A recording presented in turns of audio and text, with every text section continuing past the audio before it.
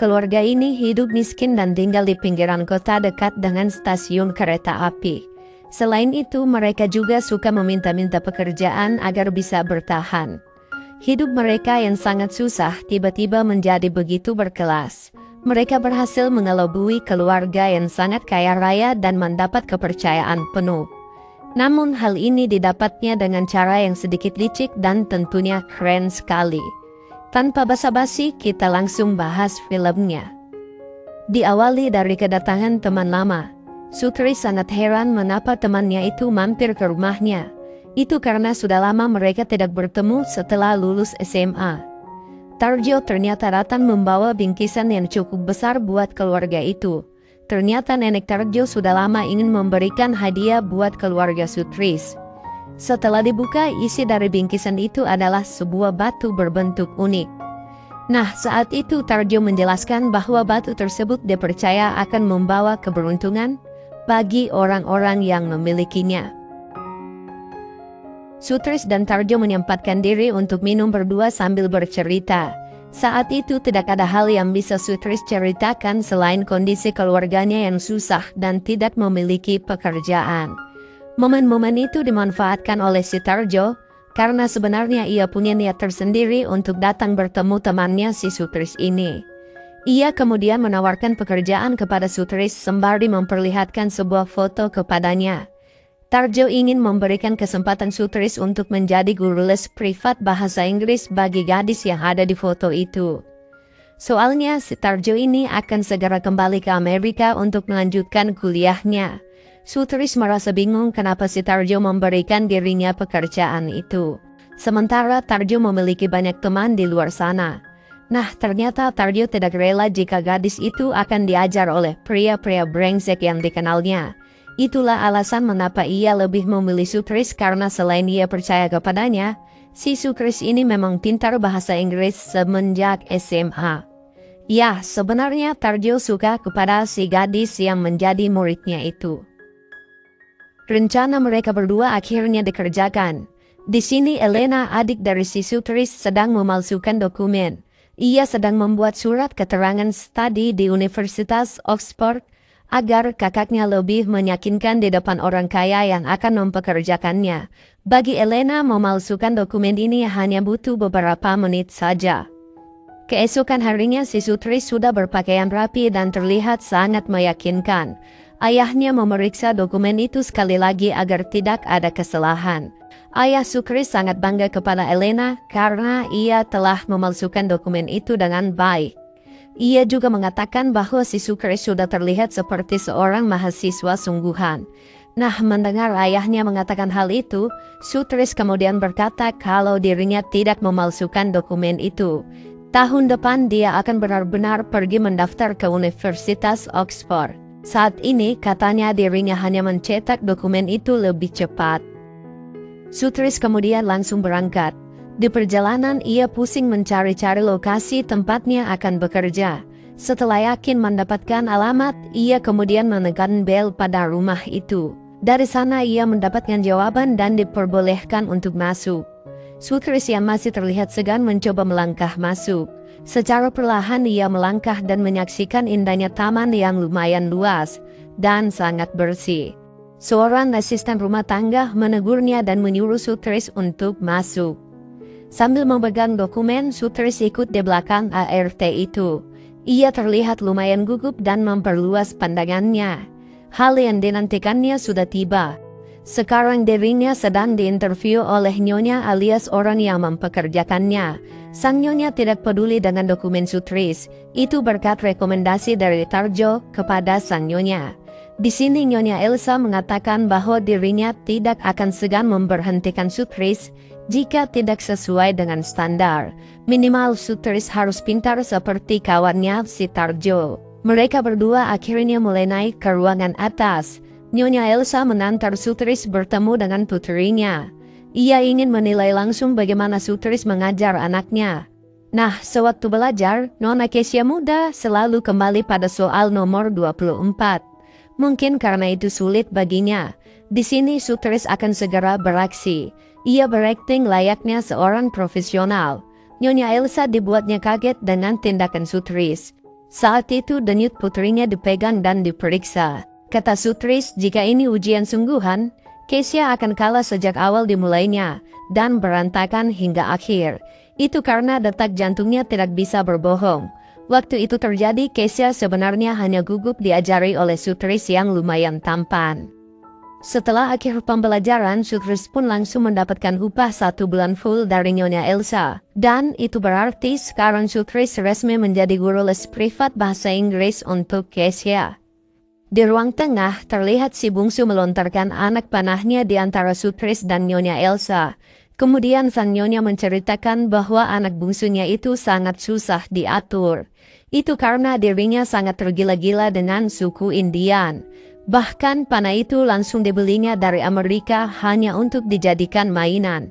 Nyonya juga menunjukkan hasil karya yang digambar oleh si bungsu kepada Sutris. Itu nampaknya seperti sosok seorang dari suku Indian. Melancarkan aksinya, si Sutris memuji bahwa gambar itu benar-benar indah. Ia juga memuji bahwa si bungsu sangat berbakat walaupun susah untuk diatur. Di halaman depan, Nyonya Elsa mengatakan bahwa guru seni anaknya sering berganti-ganti karena tidak ada yang tahan menghadapi si bungsu. Mendengar ucapan itu, Sutris kembali beraksi. Ia pura-pura mengenal seorang yang sangat cocok untuk mengajar si bungsu. Wanita itu adalah teman dari sepupunya yang bernama Elena. Melebih-lebihkan lagi, katanya si Jessica ini adalah lulusan terbaik seni terapan dari universitas ternama di Amerika. Bualan Sutris ternyata berhasil. Nyonya Elsa percaya apa yang dikatakannya. Bahkan dalam bualan tersebut, Sutris sempat mengatakan bahwa Jessica bertarif lebih mahal dari harga biasanya. Keesokan harinya Elena benar-benar datang ke rumah itu dan berpura-pura menjadi seorang profesional. Dari dalam rumah, si bungsu mengintip guru barunya. Begitu juga dengan Kesha yang merasa penasaran. Sementara itu, Sutris dan adiknya Elena sedang berbicara dengan Nyonya Elsa. Tak ingin mengganggu, Sutris segera meminta izin untuk memberi les kepada Kesha. Baru saja Sutris masuk dan duduk untuk memulai bimbingan, Kesha malah mengomel soal Elena. Katanya Elena hanya berpura-pura terlihat keren dan jenius di depan ibunya. Ia bisa merasakan bahwa Elena tidak sepintar yang terlihat. Tingkahnya seperti orang yang tidak bisa hidup secara normal. Sutris memotong pembicaraan itu dan mengatakan, lalu apa hubungannya dengan les privat bahasa Inggris? Kesha melanjutkan ocehannya dan mengatakan kalau Sutris pasti suka kepada Elena karena ia cantik. Nah, mendengar itu, Sutris segera mengelak dan justru mengeluarkan jurus mautnya kepada Kesha. Ia mengatakan jika Elena dibandingkan dengan bunga mawar, lalu dibandingkan dengan Kesha, maka Kesha lebih cantik dan indah di antara semuanya. Nah, karena Kesha masih sangat polos, ia pun jatuh ke dalam bualan Sutris dan ini yang terjadi.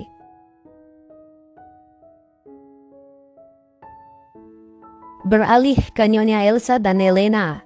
Mereka masuk ke ruang belajar si bungsu. Di sana si bungsu sedang asik belajar sendiri. Saat baru ingin memulai pelajaran, Elena langsung menyuruh Nyonya Elsa keluar dari ruangan. Hal itu membuat Nyonya Elsa sedikit kaget. Namun Elena sangat gigih. Ia kemudian mengatakan kalau dirinya ini tidak mengajar di depan orang tua murid.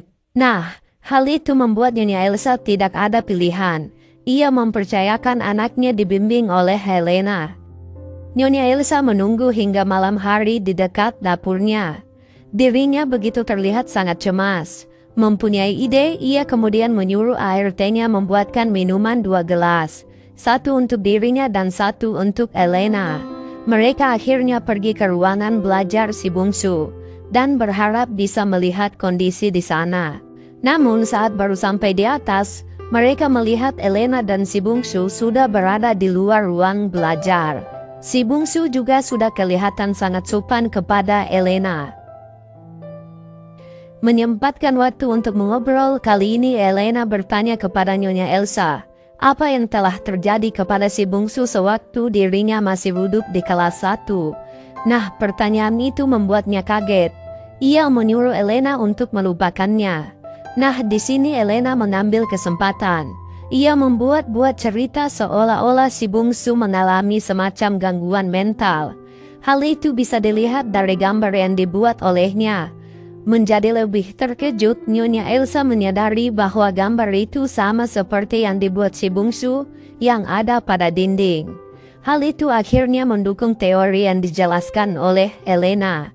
Kembali mengambil kesempatan, Elena mengatakan bahwa gangguan mental dan semacamnya itu bisa disembuhkan melalui terapi seni. Namun bayarannya akan menjadi 2 kali lipat lebih mahal. Nah, karena si Nyonya ini orang yang kaya, dia tidak memperdulikan masalah itu. Tuan Thakur pulang kerja. Nyonya Elsa langsung menjemputnya. Ia kemudian memperkenalkan suaminya itu kepada Elena yang telah menjadi guru seni baru bagi si bungsu. Nah, karena kelas belajar telah selesai dan hari sudah malam, Tuan Thakur menyuruh supir pribadinya untuk mengantar Elena. Di perjalanan, Elena ditawari untuk diantar sampai ke rumah atau berhenti di stasiun kereta. Namun di sini sang supir seperti ingin mencari perhatian pada Elena. Ia menawarkan lebih baik jika dirinya mengantar Elena sampai tepat di depan rumahnya. Nah, karena risih dengan sikap supir itu, ia kemudian menolak tawaran itu mentah-mentah dan menyuruh berhenti di stasiun kereta saja. Nah, di sini Elena terfikirkan oleh sesuatu. Ia kemudian memasang jebakan Batman untuk sang supir. Ia membuka celana dalamnya dan menyimpan di bagian bawah kursi depan. Singkat cerita, keesokan harinya saat Tuan Thakur pulang menuju rumah, tidak sengaja ia mendapatkan celana dalam milik Elena. Itu membuatnya sedikit tidak nyaman.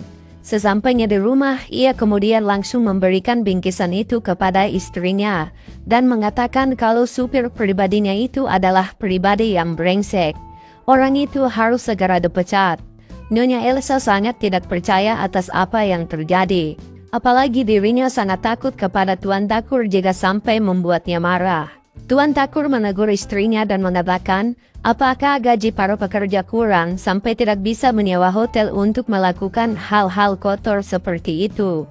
Mendengar percakapan suami istri itu, Elena sangat senang, karena rencananya berjalan dengan lancar. Ia pun memutuskan untuk langsung muncul dan pura-pura tidak pernah mendengar semuanya. Saat pulang, Nyonya Elsa bertanya kepada Elena, apakah baik-baik saja ketika kemarin pulang diantarkan oleh supir pribadi Tuan Thakur? Saat itu baik-baik saja, kata Elena. Ia juga mengatakan kalau supir itu sangat sopan dan baik kepadanya. Elena kemudian bertanya apa yang telah terjadi kepada supir itu. Nyonya Elsa kemudian menjawab bahwa ia sudah dikeluarkan karena suatu alasan. Nyonya juga mengatakan kalau dia ingin mencari pengganti yang muda dan tampan. Mendengar hal itu, Elena menyarankan kalau supir yang lebih tua akan lebih bagus. Selain tenang, orangnya pasti berpengalaman. Elena juga menambahkan bahwa ia mengenal seorang supir yang sudah dianggapnya sebagai paman sendiri. Ia mengarang lagi bahwa kenalannya itu sudah lama bekerja di Chicago dan mungkin sudah kembali ke Korea.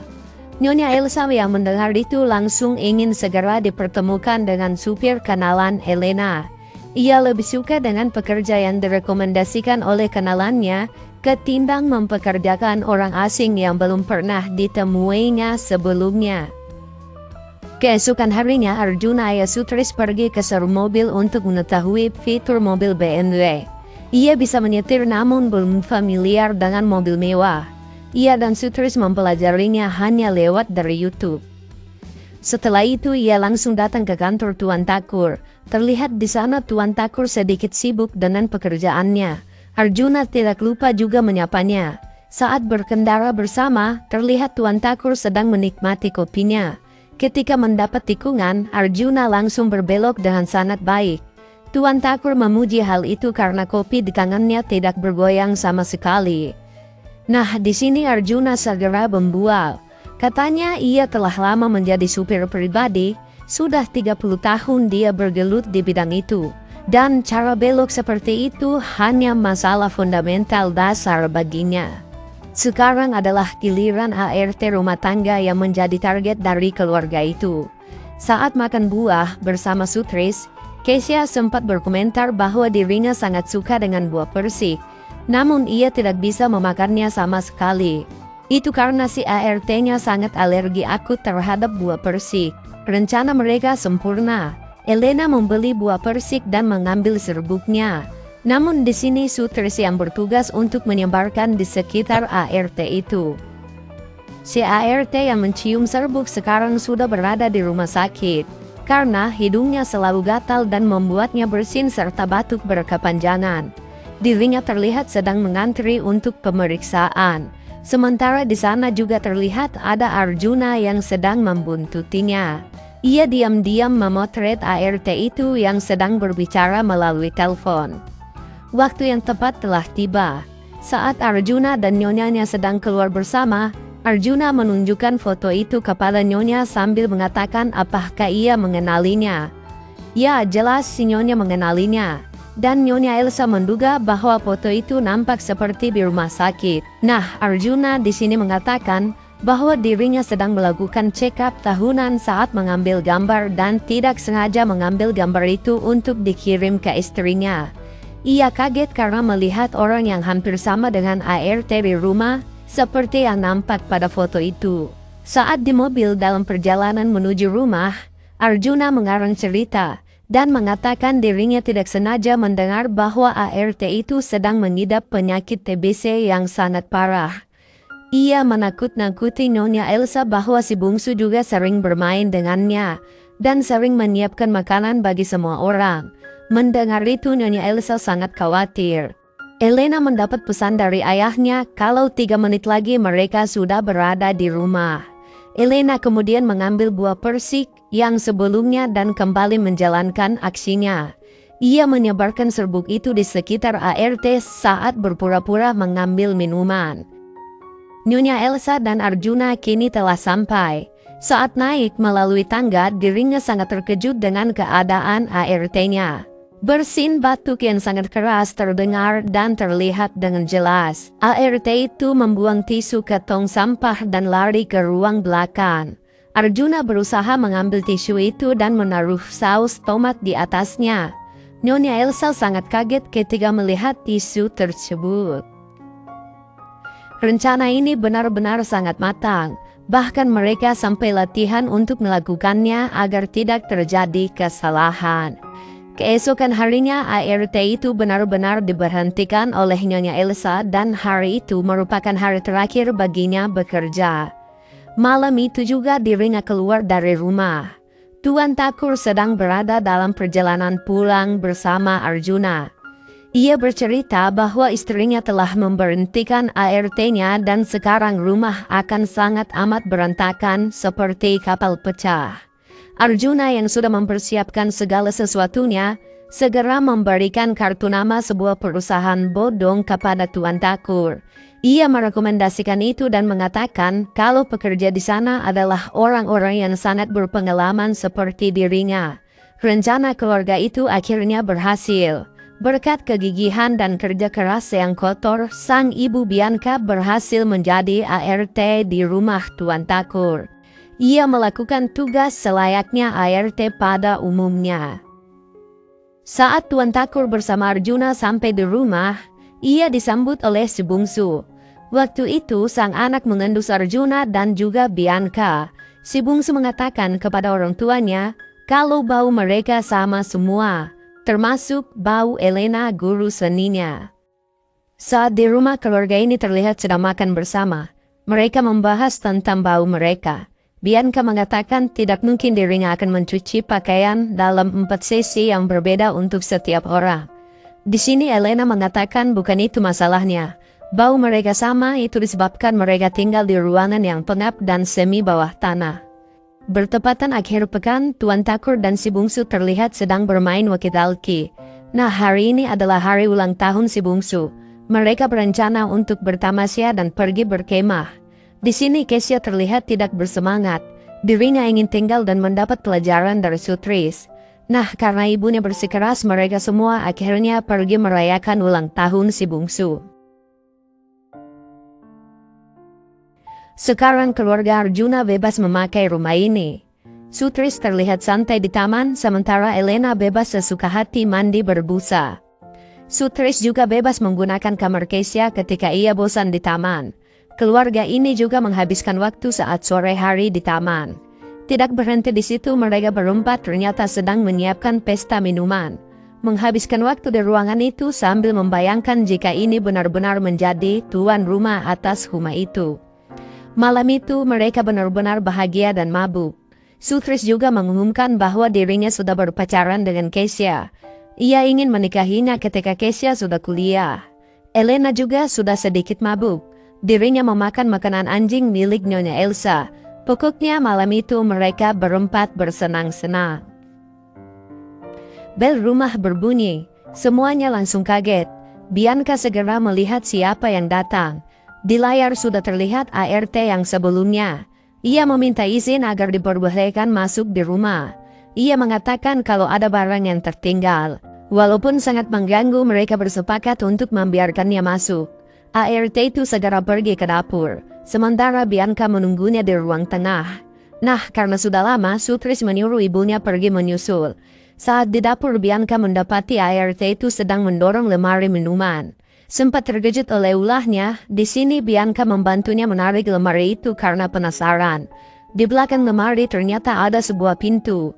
Semua orang heran dibuatnya karena ada ruang rahasia di rumah itu. ART ini tahu akan hal itu dikarenakan sebelum Tuan Takur dan Nyonya Elsa menjadi majikannya, dulunya ART itu bekerja buat seorang arsitek ternama di Korea yang membangun rumah tersebut. Setelah mengikuti ART itu, Bianca sangat terkejut. Di ruang bawah tanah itu ada seorang laki-laki yang tak lain adalah suami dari ART itu. Kondisinya sudah mulai lemah karena kelaparan. Jadi tujuan ART sebenarnya hanya ingin membawakan makanan pada suaminya. Ia membiarkan suaminya tinggal di sana karena suaminya itu dikejar oleh rentenir dan akan dibunuh jika didapat. Bianca yang masih penasaran menelusuri ruang itu. Ternyata di sana ada toilet. Pantas saja orang bisa hidup di dalam ruangan bawah tanah itu. Bianca kemudian mengancam ART itu untuk dilaporkan kepada polisi. ART itu sangat ketakutan dibuatnya. Ia memohon agar tidak dilaporkan kepada polisi. Arjuna tiba-tiba terpeleset. Hal itu mengakibatkan mereka bertiga terjatuh. ART yang melihat itu sangat kaget karena di sana Elena dan yang lainnya ada. Ia kemudian segera merekam mereka bertiga. Situasi kini berubah. ART yang curiga kalau mereka adalah satu keluarga akan mengirimkan video itu kepada Tuan Takur. Tidak ada yang berani maju, mereka semua mundur dibuatnya. Sekarang giliran keluarga ART yang merasa merdeka. Mereka lagi bersantai sementara keluarga Arjuna sedang dihukum. Keluarga Arjuna sedang mendengarkan si ART menirukan gaya penyiar radio yang sedang memberitakan kasus keluarga tertangkap basah menipu keluarga Tuan Takur. Tidak berlangsung lama, saat lengah, Bianca berlari dan menyeruduk kursi milik ART dan suaminya. Hal itu membuat handphone yang dipegang si ART jatuh ke lantai. Semua orang saling berebut untuk mendapatkannya. Pertarungan berlangsung sengit. Pemenangnya adalah keluarga Arjuna yang menang jumlah. Sutris berhasil mendapatkan HP itu dan segera menghapus video mereka. Di saat yang bersamaan telepon rumah berbunyi. Semua orang kaget mendengarnya. Bianca segera mengangkat telepon itu. Ternyata berasal dari Nyonya Elsa. Di sini Nyonya Elsa menyuruh Bianca untuk segera membuatkan makanan karena mereka akan sampai. Acara berkemah gagal karena di luar sedang hujan keras dan daerah yang mereka tempati lagi banjir. Keluarga ini akan sampai 8 menit lagi. Bianca segera lari menuju dapur membersihkan meja serta langsung memasak. Sementara Arjuna dan Sutris segera membawa pasangan ART ke ruang rahasia. Elena membersihkan meja dan sampah-sampah. Arjuna mengikat suami ART, sementara Sutris tidak kuat lagi menyeret ART. Dia segera naik ke atas untuk membantu. Ternyata lupa mengembalikan buku Kesya. Nyonya sudah sampai dan masuk ke rumah. Elena segera bersembunyi di bawah meja. Bianca juga sudah selesai memasak. Anak-anak segera ke kamarnya masing-masing. ART menandang Arjuna yang lengah. Nyonya Elsa sudah hampir sampai ke meja makan. Bianca menendang ART itu sampai jatuh ke dapur. Arjuna menyeretnya kembali ke ruang rahasia. dan langsung menutupnya. Ia mendengar suami ART sedang berisik. Ternyata itu dilakukan untuk menghormati Tuan Takur. Di meja terdapat buku sandi alias kode Morse untuk berkomunikasi menggunakan kode. Berharap si bungsu bisa melihatnya dan menerima pesan. Soalnya si bungsu anak pramuka dan bisa saja dia telah mempelajarinya. Di meja makan, Nyonya Elsa menganggap kode itu sebagai kesalahan sistem atau telah rusak. Arjuna tidak membiarkan itu terjadi lama. Ia segera mengikat kembali suami ART dan juga si ART itu. Nah, saat mengikat si ART yang sudah tidak sadarkan diri, Arjuna mendapati kepalanya mengeluarkan darah. Setelah selesai, Arjuna segera keluar dan membutuhkan kembali posisi lemari minuman. Anjing kecil membuat Kesha sadar atas keberadaannya. Ia kemudian membawa anjing kecil itu kepada ibunya. Sutris memanfaatkan itu untuk keluar dari sana. Ia kemudian berlari menuju ruang belakang. Di sana juga sudah ada ayahnya. Mereka berdua ingin mengeluarkan Elena. Namun saat itu juga si bungsu turun membawa tenda dan berencana tidur di luar rumah. Mereka bertiga tidak bisa kemana-mana, hanya bisa bersembunyi di bawah meja.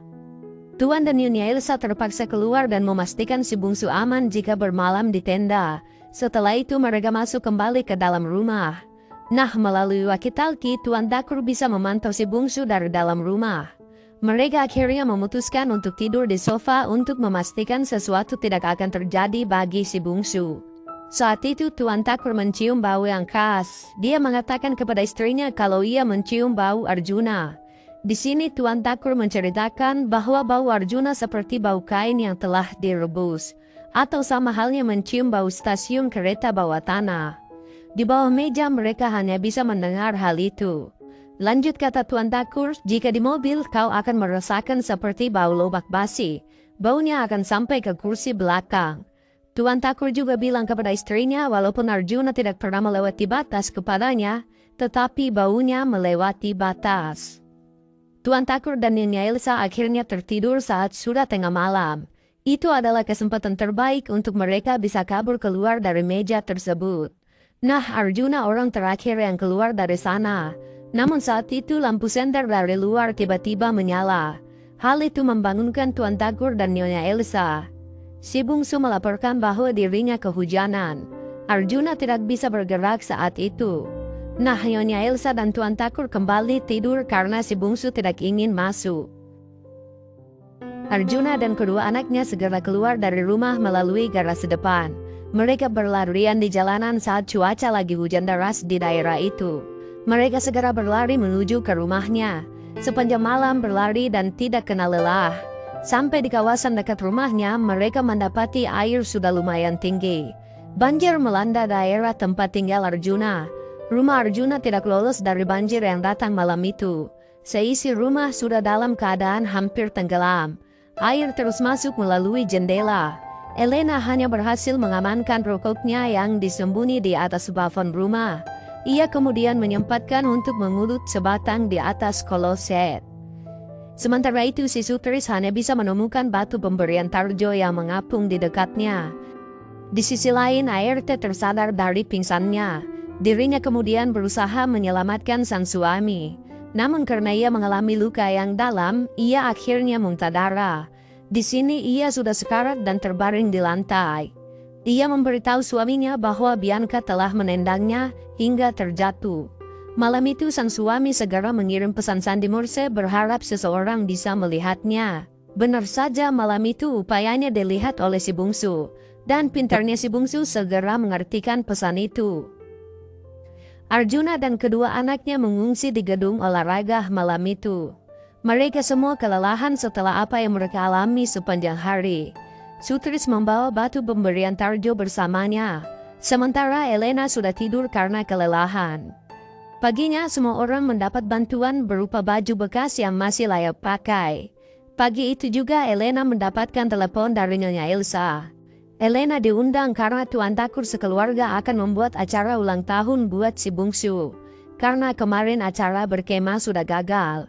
Sutris juga mendapatkan undangan yang sama dari Kesha. Nyonya Elsa mengarahkan Bianca untuk mengatur meja mengelilingi tenda agar si bungsu menjadi pusat perhatian. Sementara Arjuna, ia segera ke rumah Nyonya Elsa. Mereka berdua pergi berbelanja untuk keperluan acara. Semua dibelinya mulai dari makanan hingga minuman. Setelah berbelanja, Arjuna dan Nyonya Elsa kembali menuju rumah. Di perjalanan itu, Nona Elsa yang asik menelpon tamu undangannya, tiba-tiba mencium aroma yang berasal dari Arjuna. Ia kemudian menutup hidungnya dan segera membuka kaca mobil. Hal itu disadari oleh Arjuna dan langsung mengendus aroma tubuhnya sendiri. Sesampainya di rumah, tamu undangan sudah pada terlihat berdatangan. Pesta itu nampaknya akan meriah. Hal itu bisa dilihat dari antusias semua orang yang datang di acara tersebut. Saat ini Kesha terlihat bersama dengan Sutris. Sutris ingin turun membawa batu keberuntungannya untuk dipajang di taman rumah. Sementara itu terlihat Arjuna sedang bersama Tuan Thakur. Mereka mengenakan kostum suku Indian. Konsep dari acara tersebut adalah Elena akan membawa kue ulang tahun milik si bungsu, dan Arjuna akan berpura-pura menyerangnya. Dan saat itu terjadi, Tuan Thakur akan menolong Elena sehingga kue ulang tahun akan sampai kepada si bungsu. Sutris terlihat gelisah. Ia turun ke dapur dan akan masuk ke ruang rahasia. Ia sangat memikirkan keadaan ART itu beserta suaminya. Di dalam, karena gugup, ia tidak sengaja menjatuhkan batu dari tangannya. Ia merasa sangat terkejut dan mulai turun secara perlahan. Mengarahkan pandangannya ke semua arah, Sutris bisa melihat ART itu sudah dalam keadaan tidak bernyawa. Ia mendekat mencoba memastikan secara langsung. Namun hal yang tidak terduga terjadi. Lehernya dijerat dan ditarik. Suami ART itu berusaha untuk membunuh Sutris dengan batu keberuntungan itu. Di sini Sutris bisa menghindar dan langsung lari menuju dapur. Suami ART mengejarnya dari belakang karena sangat marah istrinya telah meninggal. Sutris yang tertahan oleh tali yang tersangkut di lehernya langsung mendapat hantaman keras di kepalanya. Di luar acara sudah dimulai, sementara ruang rahasia telah ditutup. Sekali lagi hantaman batu bersarang di kepala Sutris. Elena sekarang telah membawa kue ulang tahun di tangannya. Dari dalam rumah, Kesha sedang mencari Sutris. Di belakang tamu undangan, suami ART itu terlihat sedang memegang pisau dapur. Ia kemudian langsung berlari dan menikam Elena tepat di dadanya. Menyaksikan kejadian itu, si bungsu tiba-tiba pingsan. Dan kurang lebih ini yang terjadi setelahnya.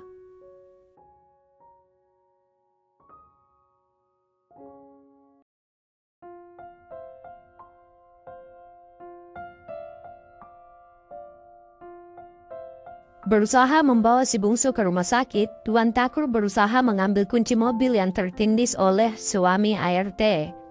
Saat mengambilnya, ia mencium bau yang berasal dari suami ART tersebut. Melihat ekspresi Tuan Thakur seperti itu, membuat Arjuna menjadi gelap mata. Entah apa yang ada di pikirannya, Arjuna mengambil pisau dan langsung menikam Tuan Thakur. Semua orang terkejut melihatnya. Sebagian dari mereka sudah kabur dan begitu juga dengan Arjuna. Ia segera pergi dan melarikan diri. Singkat cerita, Sutris bisa selamat dari kejadian waktu itu. Tetapi dirinya mengalami geger otak. Ia seperti orang yang mengalami keterbelakangan mental. Polisi susah menanyainya untuk memberikan keterangan. Semua yang telah mereka lakukan berhasil terbongkar dan diketahui oleh polisi. Ia dan ibunya menjalani persidangan namun bisa dibebaskan karena tidak terbukti melanggar pasal penipuan yang berat. Namun mereka berdua masih dalam pantauan polisi. Elena sudah meninggal karena terlambat dibawa ke rumah sakit.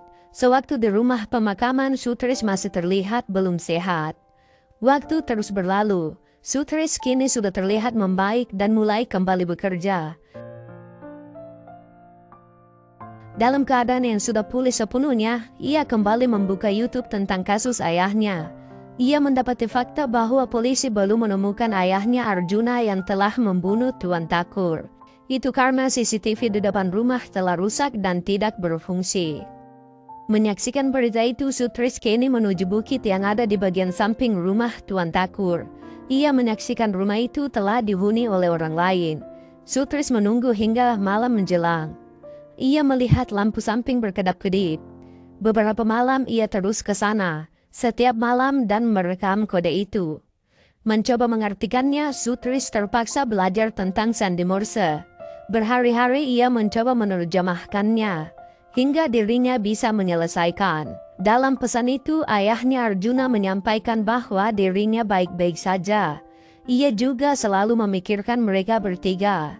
Di hari kejadian, sewaktu ingin melarikan diri, Arjuna tiba-tiba teringat untuk masuk ke ruang rahasia. Dalam pesan itu juga ia menceritakan bahwa dirinya telah mengubur air teh itu saat orang-orang tidak ada di lokasi. Arjuna juga berhasil makan dan bertahan karena rumah itu dibeli oleh orang kaya dari luar negeri. Setiap malam ia bertaruh nyawa untuk mengambil makanan saat semua orang sedang tidur atau keluar rumah. Arjuna juga berhasil mengirim surat karena ia mempelajari kode sandi Morse dari buku yang ditinggalkan oleh suami air teh itu. Di akhir film terlihat Sutris dengan pakaian rapi datang bertemu dengan agen penjual rumah tempat ayahnya bersembunyi. Ia terlihat berhasil membeli rumah itu dalam kondisi sedang kosong dan tak berpenghuni. Ia dan ibunya kini memiliki rumah itu seutuhnya. Dan dalam keheningan, ayahnya Arjuna keluar dari kegelapan ruang rahasia menghampiri Sutris dan ibunya.